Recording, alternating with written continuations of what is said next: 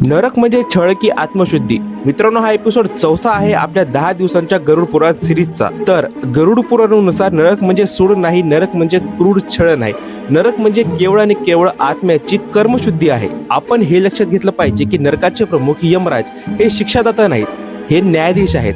जिवंतपणे केलेल्या वाईट कर्मांची शिक्षा नरकात दिली जाते का? तर हो, पण बदला म्हणून नाही. गरुड पुराण स्पष्ट सांगतं, जसं शरीरावर रोग झाला तर कडू औषध लागतं, अगदी त्याचप्रमाणे आत्म्यावर पापाचं ओझं झालं तर कर्मफळाची प्रक्रिया करावी लागते. आणि नरक ही ती प्रक्रिया आहे.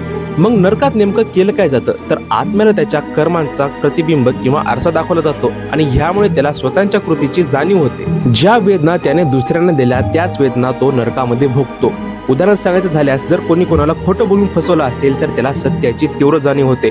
जर कोणी कोणावर हिंसा केली असेल तर त्याला वेदनांची अनुभूती होते. खरं तर ही शिक्षा नसून आत्मबोध किंवा सेल्फ रिअलायझेशन आहे. बरं, नरकाची निर्मिती झालीच का, असा कोणाचा प्रश्न असेल तर त्याचं उत्तर असं राहील की जर नरक नसता तर कर्म सिद्धांत अपूर्ण राहिला असता. म्हणजे काय, तर प्रत्येक कर्माची शिक्षा ही पृथ्वी तलावर मिळेलच असं शक्य नाही. यामुळे उरलेल्या काही कर्मांचे फळ किंवा शिक्षा ही नरकामध्ये दिली जाते. पापी आत्म्याची नरकामधील सर्वात मोठी शिक्षा कोणती हे आपण पुढील म्हणजेच 5व्या एपिसोड मध्ये बघू. यासाठी ऐरावत वार्ताला नक्की फॉलो करा.